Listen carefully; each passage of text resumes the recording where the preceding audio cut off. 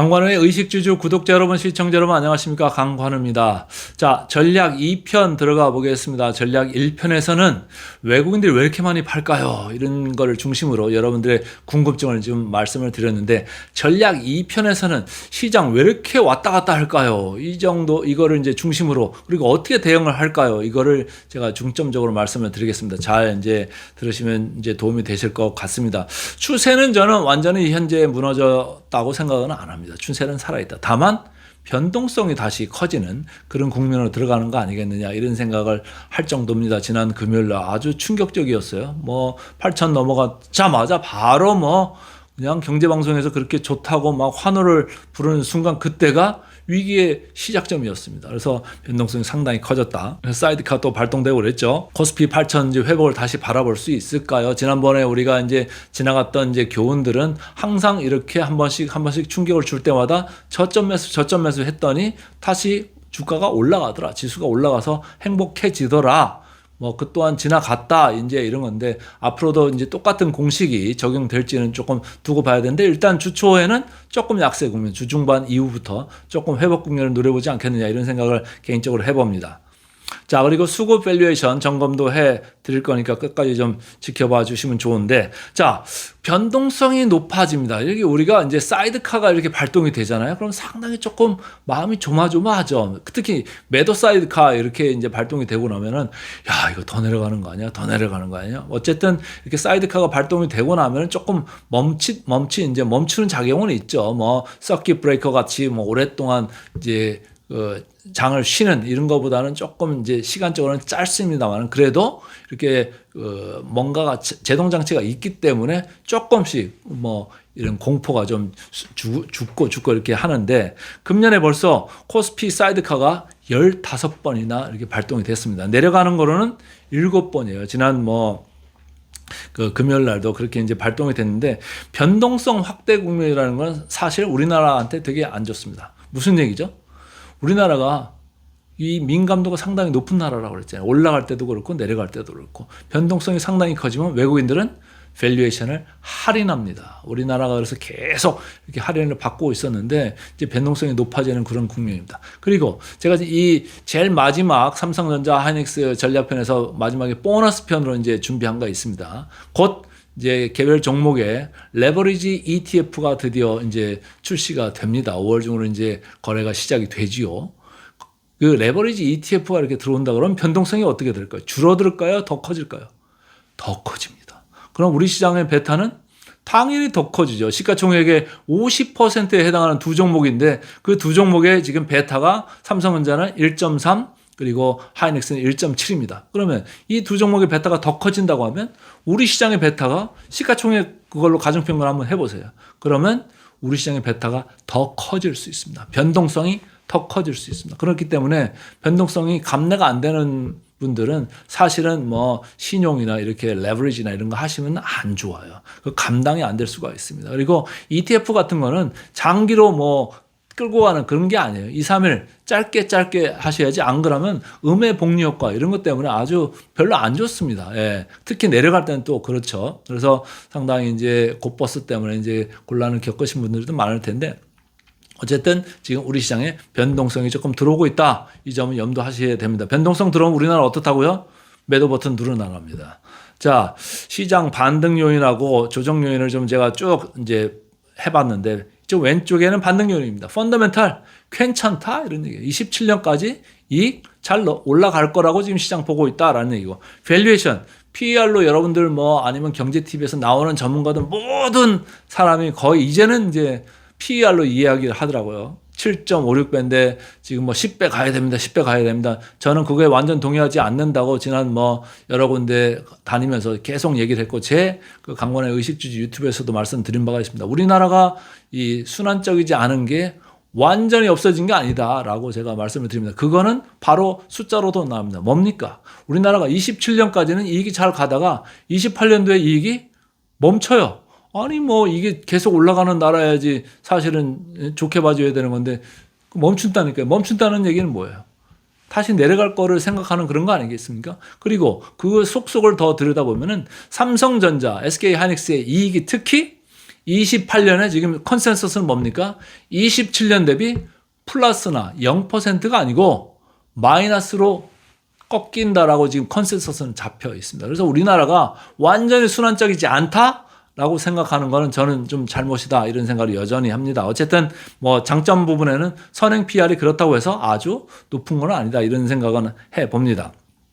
자, 수급적으로 계속 들어오고 있죠. 개인들 이렇게 들어오고 있고, 국민연금에서 뭐 이제 국내 주식 투자, 그 비중을 갖다가 이제 결정을 이제 유예를 했죠. 28일 날 이제 확정을 할 것 같은데 뭐 미루지 않겠습니까? 저는 그 6월 3일 지방선거 앞두고 이거를 여기서 과감하게 결정한다 쉽지 않을 것 같습니다. 그런 생각이고, 매크로도 우리 경제 성장률 반도체가 끌고 올라가고 수출 잘 되고 그러니까 성장률 상향 전망하고 있고 다 좋은 얘기입니다. 그리고 MSCI Developed Market 선진국 지수에 등재되는 워치리스트에 등재되는 이벤트가 6월에 있을 거다 이렇게 제가 말씀드린 바가 있어요. 그런데 조정 요인들 보세요. 조정 요인. 제가 아까도 말씀드렸습니다만 28년에 영업이익이 전체 영업이익이 거의 27년에 비해 플랫. 그러니까 가만히 있을 거야. 변하지 않을 거다. 증가하지 않을 거다라는 얘기예요. 그리고 그러니까 뭐예요? 전체 모수는 커져 있는데 이익이 안 증가하면 뭡니까? ROE는 떨어집니다. 19.4%로 떨어져요. 어디에서요? 22%, 23%대에서 19%대로 떨어진다는 얘기예요. 그리고 최근에 안 좋은 얘기들이 뭐 있습니까? 제일 마지막에 여기 있습니다. 삼성 노조 파업 가능성. 무슨 얘기입니까? 지금 영업이익에 10% 달라, 15% 달라 이 얘기를 좀 막 하고 있잖아요. 그리고 주말에 보니까 또 현대중공업에서는 뭡니까? 영업이익에 30%를 달라고 합니다. 그러면 우리나라 기업들의 이익이 어떻게 되죠? 줄죠. 지금 컨센서스로 잡아놓은 거 대비 줍니다. 얼마나 줄까요?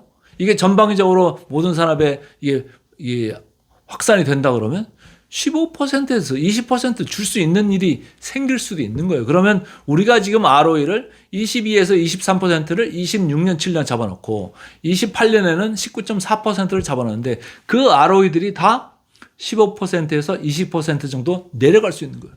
ROE가 내려가면 뭡니까?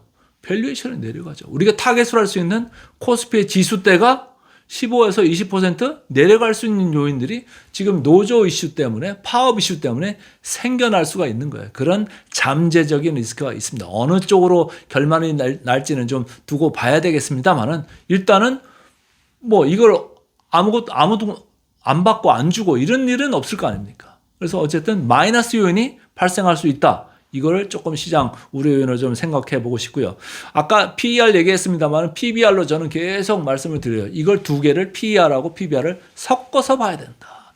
PER만 얘기하지 마라. PER 금년 초 작년 말에 12배, 11배, 10배일 때는 그때는 뭐 시장 그럼 팔아야 된다고 누가 얘기했습니까? 그때는 PER 이야기 안 하다가 왜 이제 와서 PER만 이렇게 얘기합니까? 제가 계속 그런 얘기를 하잖아요. 그리고 제가 딴 데 유튜브 가서도 그 진행자가 10배 가야 됩니다. 12배 가야 된다. 그렇게 했던 사람인데 제가 면전에 대고 그랬어요. 그거 맞지 않는 논리다. 그때는 왜 가만히 있다 이제 와가지고 PR만 이야기하느냐. PBR도 같이 봐야 됩니다. 우리가 28년에 저렇게 19%로 내려가는데 그럼 그 뒤에 더 이게 노멀라이즈 됐을 때 진짜 이게 고도화돼서 구조화된 게 쭉 간다고 하면 우리가 온전히 그 프리미엄 밸류 PBR로도 지금같이 뭐 1.75배, 76배 이걸 받고 갈 수 있습니다만은 그보다 더 만약에 ROE가 내려간다라고 하면 모수가 커졌기 때문에 내려간다고 하면 그거를 생각을 해야 될 거다라는 거예요. 그래서 외국인들은 그 점을 조금 많이 생각하는 것 같고 외국인들 계속 현선물 팔고 있다 말씀드렸고 이 매크로 요인 이게 상당히 지금 중요한 겁니다. 지금 미국에서 4월 CPI, PPI 나왔는데 예상보다 좀 높게 나왔죠. 그러니까 뭡니까? 금리가 막 뛰기 시작하잖아요. 물가가 고물가로 가니까 뛰는 거예요. 그리고 미국이란 전쟁 언제 끝날지 모르고 이게 한순간에 다시 미국이란이 이제 정전 협상 끝내고 하면 이게 한순간에 바뀔 수가 있어요. 그러나 당분간은 조금 위쪽으로 가고 있는 지금 채권 시장에 대해 다시 한번 말씀을 드리지 않을 수가 없습니다. 삼성 노조 파업 이게 조금 이제 지금까지는 마이너스로 작용했습니다만은 두고 봐야죠. 진짜로 파업으로 갈는지 아니면은 이재용 회장이 이제 지난 주말에 귀국해가지고 국민들한테 이제 머리를 숙였는데 뭐 직접적으로 이제 또 협상팀을 꾸릴 수 있는 가능성이 있고 있기 때문에 뭐 금방 끝날 수도 있습니다. 그거는 좀 기대를 해 봐야 됩니다. 어쨌든 지금 우리는 실적하고 금리 이 양쪽이 지금 싸우기 시작했다. 이제까지는 실적만 생각하고 금리는 생각 안 하면서 시장은 달렸는데 이제는 그 양당 간에 지금 싸움이 지금 발생하기 시작했다. 이렇게 보시면 됩니다. 자, 이익은 계속 올라가고 있어요. 여기 뭐 887, 1115 이게 지금 조원 단위인데 계속 올라가요. 그래서 전체 기준으로는 뭐 금년에 한 189%, 내년에도 26% 올라가는데 문제는 이거죠. 28년도에 0%입니다. 감속한다는 거예요. 감속. 28년도에는 감속. 계속 증가하지 않는다고요. 물론 이제 삼성전자, SK 하이닉스 빼고 28년에는 11%는 늘어요. 그럼 무슨 얘기예요? SK 하이닉스하고 삼성전자 빼고는 11% 느는데 전체적으로는 플랫이다? 그러니까 삼성전자와 SK 하이닉스의 영업이익 추정치가 28년도는 지금 현재 마이너스로 밑으로 내려온다. 이렇게 지금 잡혀 있더라고요. 제가 주말에 데이터를 보니까 말이죠. 그래서 그거는 조금 염두하실 필요가 있다. 그래서 지금 27년까지는 실적 상향이 올라가고는 있다. 이게 맞다라는 얘기지만 28년도부터는 성장률의 둔화가 이제 드디어 보이기 시작한다. 이게 이제 지금 이제 눈에 들어오기 시작할 거다. 시장이 이거를 슬슬 반영하려고 할 거다. 이런 생각입니다. 자, 외국인들 언제 들어올까요? 왼쪽에 보시면 10일 기준으로 봤을 때 지난번에 막 그 3월 초에 팔 때 뭐 어질어질 했지 않습니까? 그때보다도 지금 누적 기준으로 더 많이 팔았어요. 이게 10일 기준이니까 2주에 2주. 2주 만에 여기까지 팔았어요. 엄청나게 팔죠. 돌아오려면 뭡니까? 미국이란 정전 그 협상 빨리 이제 가시권으로 들어와 가지고 그게 끝나야 돼요. 그래야지 물가 이제 그 고물가 우려나 금리 상승하는 그 부담이나 이런 것들이 좀 안정이 돼야 되지 않습니까? 그런 게 이제 안정이 된다고 하면은 뭐예요? 이제 달러가 다시 약세로 돌 수가 있습니다. 우리나라 이제 외국인들이 들어오려면 달러가 약세로 가고 원화가 강세로 가야 된다. 이렇게 계속 말씀드립니다. 근데 우리 지금 환율 다시 어디 왔습니까? 주말에 보니까 1,500원이에요. 1,500원. 아니, 얼마 전까지만 해도 뭐 이제 1,450원 밑으로 갔던 건데 며칠 만에 그냥 1,500원이 또 다시 돼버렸어요. 우리나라가 이렇게 지금 체질이 약해져 있습니다. 특히 환율 시장에서도 말이죠. 그러니까 조금 염두에 둘 그 매크로 변수가 지금 우리 시장을 둘러싸고 있다. 이렇게 보시면 좋을 것 같습니다. 이런 것들이 해소돼야지 외국인들이 돌아올 수 있고 플러스 우리 시장이 좀 지금 너무 급하게 빠지면 다시 돌아올 수는 있습니다만 지금도 여전히 너무 높다는 거예요. 국민연금도 지금 국내 주식 투자 비중이 너무 높은데도 아직도 이걸 그 정리를 안 하고 있는 거잖아요. 요거 더 먹을까 봐. 그리고 지금 지방선거가 바로 앞에 있기 때문에 지금 이제 결단을 안 내리고 있는 건데 뭐 조금 줄 수밖에 없다고 봐야 되지 않겠습니까? 그러니까 1편에서도 제가 말씀드렸습니다만은 개인들이나 ETF 자금들이 뭐 외국인들 팔 물량 그리고 국민연금이 정리해야 될 잠재적인 매도 물량 이걸 조금 받을 수 있는 유동성이 충분하다 그러면 지금 지수대가 유지될 수가 있을 수 있는데 그렇지 않으면 슬금슬금 뒷걸음치는 그런 국면이 있을 수도 있겠다. 그건 좀 유의하셔야 될 포인트인 것 같습니다. 자, 개인들은 지금 사상 최고치에서 사고 있어요. 뭐죠? 코스피. 지금 사상 최고치에서 계속 사고 있잖아요. 근데 외인들은 뭐죠? 지금 PBR, 왼쪽이 PBR입니다. PBR 최고점에서 계속 팔고 있습니다. 이 외국인들이 파는 PBR 밴드를 보세요. 이 노란 줄인데 3 스탠다드 디비에이션, 그러니까 3 표준 편차 그 선상 부근에서 지금 와 있습니다.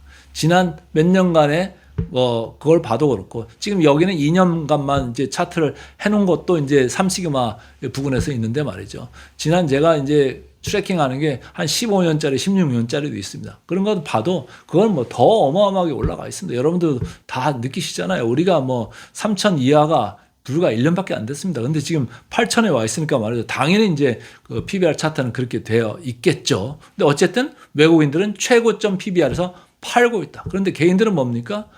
최고 코스피에서 지금 사고 있다는 거예요. 뭘 보고 사고 있는 거죠?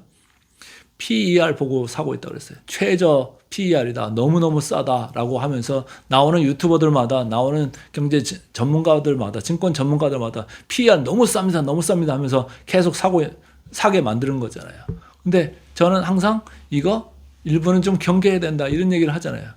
왜? 우리나라가 그 정도로 시클리컬하다는 거예요. 아까 영업이익 보여줬습니다만은 영업이익이 전년 대비 코스피 전체가 189%가 늘어난다고 했습니다. 그리고 삼성전자, SK하이닉스는 무려 5배, 6배씩 늘어나요. 전년 대비. 그러다가 나중에 또 어떻게 될지 어떻게 합니까? 그러니까 순환적이지 않다라고 하는 거는 너무 눈 가리고 아웅이다. 그거는 말이 안 되고 순환적이라는 건 항상 머리에 넣어야 된다. 그리고 우리나라는 고퍼에서 사가지고 저퍼에서 파는 게 맞을 수가 있는 나라예요. 근데 여기서 외국인들이 아니 외국인들 뭐 바보입니까? 저 왜 이 지금 PER이 7.56배인데 여기서 계속 팔고 있어요? 여기서 팔고 있잖아요. 그리고 제가 일부 전문가들 계속 10배, 12배 얘기한 게 숫자로 여기 나와 있지 않습니까? 25년에 후반에 26년에도 12배, 11배 이렇게 있었잖아요. 그런데 여기서는 사라고 얘기했습니까? 팔라고 얘기했습니까? 계속 사라고 그랬죠. 아니 11배, 12배가 있으면 비싸다고 팔라고 했어야 되잖아요. 그때는 뭐 PBR 얘기했을 거 아닙니까? 아직 싸다.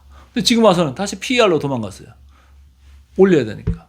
그래서 여러분들 중심을 좀 잘 잡아야 된다. 그래서 너무 한쪽 얘기만 듣지 마. 저도 100% 맞는다는 얘기는 아니죠. 그러나 중심을 잡을 필요가 있다. 외국인들이 우리 시장의 지분을 37%, 38%를 가지고 있어요. 우리 시장을 좌지우지를 합니다. 안타깝게도. 그래서 외국인들의 생각도 헤아릴 필요가 있겠다 이런 생각입니다.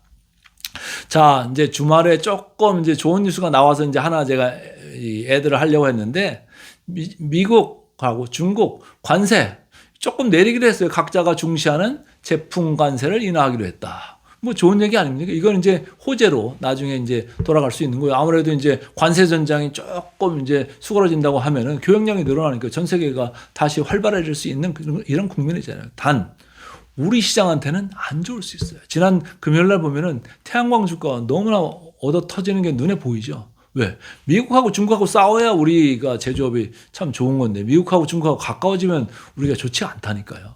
참 아이러니하게도 그렇게 되어 있습니다. 어쨌든 미국 중국 관세 전쟁에 긴장 완화 국면이 좀 들어올 수도 있겠다. 이런 걸 좀 읽으시면 좋을 것 같고요. 자, 미국 이란 종전 협상 관련돼서도 이제 트럼프의 코멘트가 나왔었는데 뭐라고 했습니까?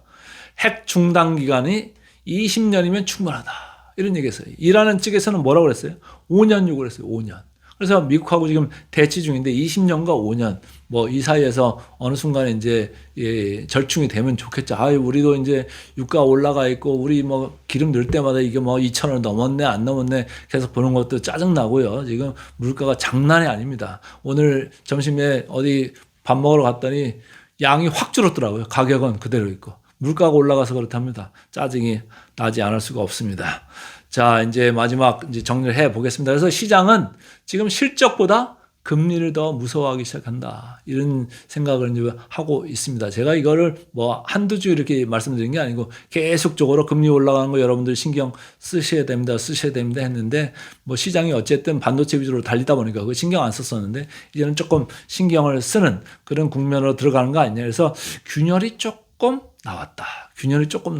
시장에서 충분히 받쳐주지 못할 그럴 정도로 지금 외국인들이 퍼붓는데 한번 이렇게 테스트를 해봤는데 쭉 밀리더라. 그래서 위험관리, 변동성 대응 국면이 한 주 초에는 조금 나오지 않겠느냐 이런 생각입니다. 왼쪽에 이제 빨간 거로 한 거는 조금 이제 긍정적인 요인이고요. 오른쪽에 위험 시그널 해가지고 이렇게 오른쪽으로 해놨는데 뭐 다른 건 이제까지 계속 말씀드렸고 반도체가 상대 강도가 조금 둔화될 수 있는 그 포인트는 여러분도 저도 계속 모니터링을 할 필요가 있다 이런 생각을 하면서 오늘 전략 2편을 여기서 마무리하도록 하겠습니다.